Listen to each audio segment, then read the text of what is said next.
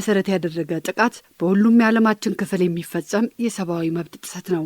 ይህ ጥቃት በተለይም በሴቶችና ታዳጊ ህጻናት ላይ ጎልቶ የሚታይ መሆኑ ይታወቃል። በዓለም አቀፍ ደረጃ ከ3 ሴቶች መሃል አንዷ ማለትም 35 በመቶ የሚሆኑት በህይወት ዘመናቸው አካላዊ ጥቃት ወይም ወሲባዊ ጥቃት እንደሚደርስባቸውና በአጠቃላይ በዓለማችን ካሉት ሴቶች 50 በመቶ የሚሆኑት አንድ ወይም ሌላ አይነት ጾታዊ ጥቃት እንደሚደርስባቸው ስለ ጾታዊ ጥቃት የተጻፉ መዛግብት ይጠቁማሉ። እንደ 2016 የስነ ህዝብና ጤና ዳሰሳ መሰረት በሀገራችን ኢትዮጵያ 26 በመቶ የሚሆኑ ሴቶች አካላዊ ወይም ወሲባዊ ጥቃት ደርሶባቸዋል። በሴቶችና ታዳጊ ህጻናት ላይ የሚፈጸሙ ጥቃቶች የተለያየ መልክ ቢኖራቸውም መገለጫቸው በዋነኝነት አካላዊ፣ ወሲባዊ፣ ስነ ልቦናዊና ኢኮኖሚያዊ ጥቃት ነው። እነዚህ ጥቃቶች ከሚያመጡት አካላዊና ስነ ልቦናዊ ጉዳት በተጨማሪ የሴቶችን ማህበራዊና ኢኮኖሚያዊ ተጠቃሚነት ይገድባሉ። ጾታን መሰረት ያደረገ ጥቃት ዳፋው በልጆች፣ በቤተሰብ፣ በማህበረሰብና በሀገር ደረጃም የሚያስከትለው ማህበራዊና ኢኮኖሚያዊ ጫና ከፍተኛ ነው። በሴቶች ላይ የሚደርሰውን ጥቃት ለመከላከል ያስችል ዘንድ ጸረ ጾታዊ ጥቃት ቀን ወይም የነጭ ሪቫን ቀን በተለያዩ መሪ ሀሳቦች በዓለም ደረጃ እንዲሁም በሀገራችን ደረጃም እየተከበረ ዓመታትን አስቆጥሯል። ዘንድሮም ዓለም አቀፍ የጸረ ጾታዊ ጥቃት ቀን ጥቃትን የማይታገስ ማህበረሰብ ለትውልድ ግንባታ በሚል መሪ ቃል በዓለም ለ34ኛ ጊዜ በኢትዮጵያ ደግሞ ለ20ኛ ጊዜ በተለያዩ ኩነቶች ተከብሯል። ጤና ይስጥልኝ የተከበራችሁ አድማጮች። ቦንጋ ፖሊቴክኒክ ኮሌጅ ዓለም አቀፉን የጸረ ጾታዊ ጥቃት መከላከል ቀን የኮሌጁ ማህበረሰብና ጥሪ የተደረገላቸው እንግዶች በተገኙበት ያከበረ ሲሆን የዛሬው መሰናዷችንም ይህንኑ ትኩረት ያደርጋል። የፕሮግራሙ አዘጋጅ ሀብታሙ ኃይሌ፣ አቅራቢ ማርታ ታምሩ ከቴክኒክ ባለሙያው ዮናስ ቶማስ ጋር በመሆን አብራችሁን ትዘልቁ ዘንድ በአክብሮት ጋብዘናችኋል።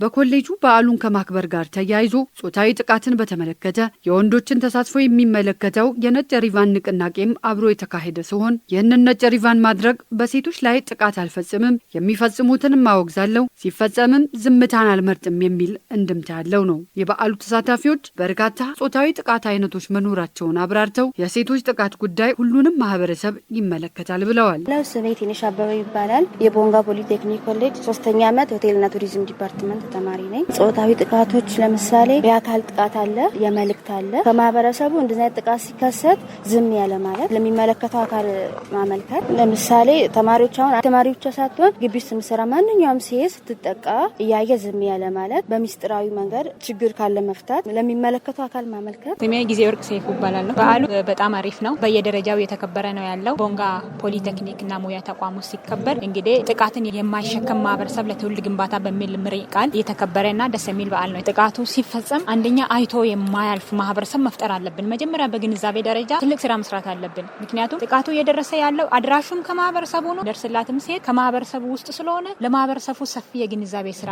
መፍጠር አለብን። ምክንያቱም ከዚህ በፊት በነበረው ስርዓት የህግና የስርዓት ከለላ ተደርጎለት የቆየ ስርዓት ስለነበረ ይህንን ከሰው አእምሮ ውስጥ ወደ አሁኑ ማውጣት ከባድ ስለሆነ እጅግ በጣም የግንዛቤ ስራ ያስፈልጋል። መንግስትም እንደ መንግስት የተለያዩ ህጎችን በማውጣት እነዚህ ጥቃቶች ሲፈጸሙ አይቶ የማያልፍ ማህበረሰብ እንዲፈጠር የሚመለከታቸው ተቋማት የራሳቸው እቅድ ውስጥ የሴቶች ጥቃትን በዋናነት እንደ መሪ በማድረግ የመስራትና የተለያዩ አካላት እንደዚህ አይነት ንቅናቄዎች ላይ መሳተፍ ግድ ነው ይላል። ሴቷ ከራሷ አንደኛ ጥቃቱ ሲደርስ ዝም አለ ማለት ብዙ እህቶቻችን ዝም ይላሉ። ጥቃቱ ከደረሰባቸው በኋላ ከተጎዱ በኋላ የት ሄደን ምን እናገኛለን የሚል ነገር ስላለ ዝም ስለሚሉ ከሴቷ ከራሷ ጥቃት በኔ ይብቃ የሚል የራሱ የሆነ ሞቶ ይዛ በደንብ ይሄን መስራት አለበት የሚል ሀሳብ አለ። የከፋ ዞን ሴቶች፣ ህጻናት፣ ወጣቶችና ማህበራዊ ጉዳይ መምሪያ ባለሙያ አቶ አስራት ቦጋለ የዘንድሮ በዓል ሲከበር ጥቃትን የማይታገስ ማህበረሰብ ለመፍጠር ያለመ መሆኑን አብራርተው ከበዓሉ ባሻገር የሴቶችን ተጠቃሚነት ለማረጋገጥ ትኩረት መደረጉን አንስተዋል። ዘንድሮ የምናከብረው በዓለማችን 34ኛ ጊዜ በሀገራችን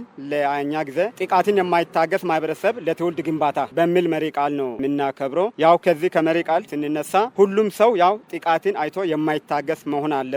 ጥቃት ስንል አካላዊ ጥቃት አለ፣ ወሲባዊ ጥቃት አለ፣ ስነ ልቦናዊ ጥቃት አለ፣ የቤት ውስጥ ጥቃት አለ። የጥቃት አይነቶች ብዙ ናቸው። እነኚህ ጥቃቶች በሴት እህቶቻችን ላይ ሲደርስ የማይታገስ አጋልጦ የሚሰጥ ማህበረሰብ መኖር እንዳለበትና ይህንን ግንዛቤ የጋራ ግንዛቤ ይዘን እንደገናም ይህ ጥቃት ሲደርስም አጋልጦ የሚሰጥ ማህበረሰብ እንዲፈጠር ተማሪዎችና ለዚህ ለበዓሉ ታዳሚዎች በሴቶች ላይ የሚደርስ የጸረ ጾታዊ ጥቃት ቀንን ስለሆነ ስናከብር 3 መሰረታዊ ፋይዳዎች አሉ። አንደኛ ምን አለ?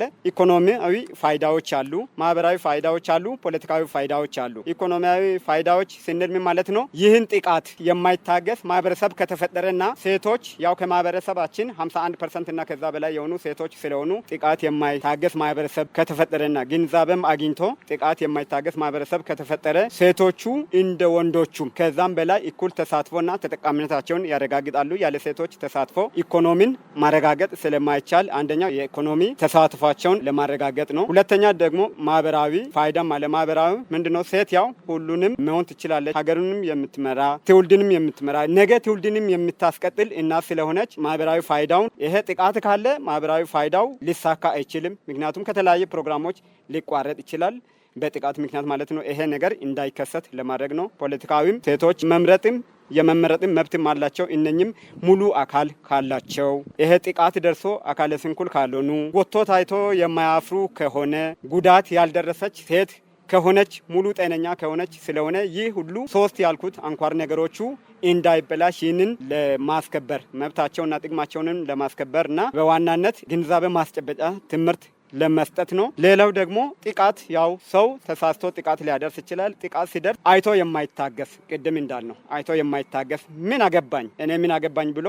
አይኑን ሸፍኖ የማያልፍ ትውልድ እንዲፈጠር ነው ያው ግንዛቤ የምንፈጥረው። ለዚህ ምቹ አጋጣሚዎች አሉ። እንደ መምሪያችን ብዙ አደረጃጀቶች አሉ። የሴቶች አደረጃጀቶች፣ የወጣቶች አደረጃጀቶች፣ የሴቶች ልማት ህብረት ከዛውን ጀምሮ እስከ ታች ቀበሌ እስከ ህብረተሰቡ ድረስ የተደራጁ የሴቶች ልማት ህብረት ስላለ እዛ ወጥታ ስለ መብቷም መወያየት እንዳለባትና የማያስፈልግ እሷ ሳትፈልግ እሷን ፈልጎ የሚመጡ ጥቃቶችን የማትበገር ሴት እንድትፈጠር ነው በዋናነት መምሪያችንም ያው ትኩረት አካል አድርጎ እየሰራ ያለው። ኮሌጁ የስርዓተ ጾታና የኤችአይቪ ኤድስ በሽታ መከላከል ስራ ሂደት አስተባባሪ አቶ ሰለሞን መኮንን ጾታን መሰረት ያደረጉ ጥቃቶችን በዘላቂነት መከላከል ያስፈልጋል ብለው ወንዶች በሴቶች ላይ የሚደርሰውን ጥቃት በመከላከል ረገድ የንቅናቄው አካል በመሆን ድርሻቸውን እንዲወጡ አሳስበዋል። ጾታዊ ጥቃትን ለመከላከል ወይም ደግሞ የነጭ ሪባን ቀን የሚከበረው በየዓመቱ ዋናው ዓላማ ምንድነው? በሴቶች ላይ የሚደርሰውን ጾታዊ ጥቃት ወይም ደግሞ ጾታን መሰረት ያደረገው ጥቃቶች እንዲቆሙና ለማውገዝ በተለይ ደግሞ ወንዶች የንቅናቄው አካል እንዲሆኑ ማድረግ ነው። ምክንያቱም የሴቶች ጥቃት የሚደርሰው በአብዛኛው በወንዶች ስለሆነ ወንዶች የዚህ ንቅናቄ አካል እንዲሆኑ በማድረግ ሴቶች ላይ የሚደርሰውን አካላዊ ጾታዊ ጥቃትን በመከላከል የተሻለ ህይወት እንዲኖራቸው ማድረግና ማስገንዘብ።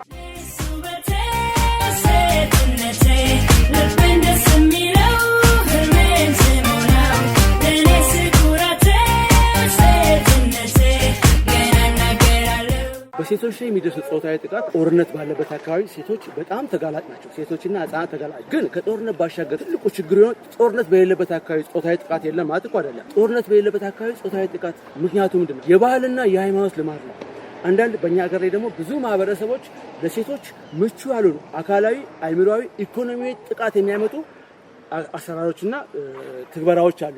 እነዚህን ለማስቀረት መንግስት የራሱ ህግና ፖሊሲ ያወጡ የተንቀሳቀሰ ነው። ችግር የሆነው ምንድነው? በአሁኑ ሰዓት ላይ የቴክኖሎጂ መሳሪያ ሴቶችን ማሸማቀቂያ ፎቶቸውን፣ ቪዲዮቸውን አለፈቃዳቸው መለጠፍ፣ በተለይ ደግሞ የማይፈልጉትን ምስልና ቪዲዮ ወደ እነሱ መላክ፣ እነሱን ማሸማቀቅ፣ እነዚህ ነገሮችን ለማስወገድ የዚህ ቀን ዓላማ ማስተማር፣ ማስገንዘብ፣ በጋራ መቃወም ዓላማው ይሄ። ጾታዊ ጥቃትን መቃወም ያለበት ሰው ነኝ የሚል ሁሉ ሊቃወም ይገባል። መቃወም ብቻ አይደለም፣ የንቅናቄው አካል መሆን አለበት። የንቅናቄ አካል መሆን ብቻ አይደለም፣ በአግባቡ እጁን ከቶ መስራት አለበት።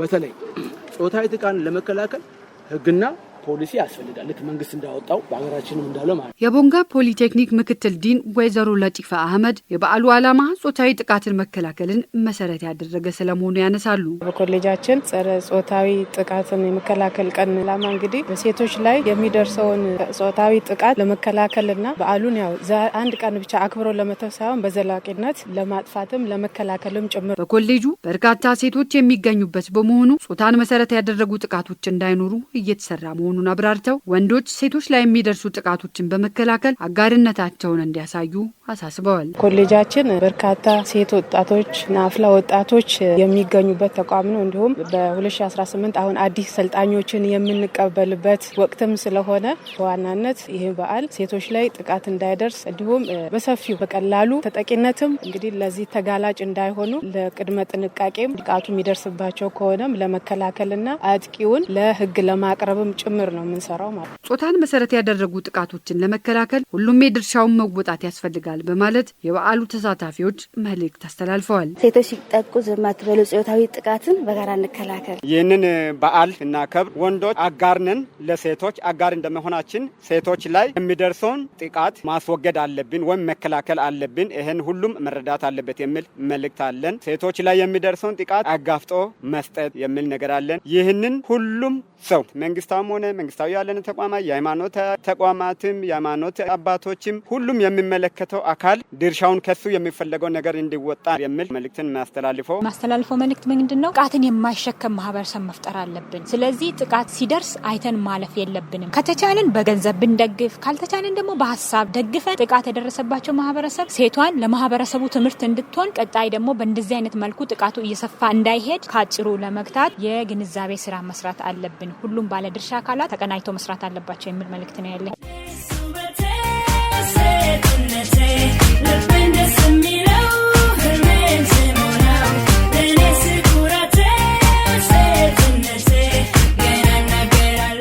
ሴቶች በዚህ ኮሌጅ ምቹ ሁኔታ ተፈጥሮላቸው በሰላማዊ መንገድ ስልጠናቸውን አጠናቀው ቤተሰባቸውን፣ ሀገራቸውንና ማህበረሰቡን እንዲያገለግሉ እንዲሁም ራሳቸውንም ከእንደዚህ አይነት ጥቃት በመከላከል ወንዶች አጋሮቻችንም ሴቶች ላይ ጥቃት ላለማድረስና ጥቃት ከደረሰም ዝም ባለማለት አጋርነታቸውን እንዲያሳውቁ ጭምር መልእክቴን አስተላልፋለሁ። ሴቶችና ህጻናት ላይ የሚደርሰውን ጥቃት መከላከልና ማስቆም የሁሉም ማህበረሰብ ኃላፊነት ነው። ይህንን በማድረግ ሴቶች ልማታዊ አስተዋጽኦአቸውን ማበርከት እንዲችሉ ምቹ ሁኔታ ሊፈጠርላቸው ይገባል የሚለው የዛሬው መልእክታችን ነው። ሀብታሙ ኃይሌ ያዘጋጀውን ማርታ ታምሩ አቀረብኩላችሁ።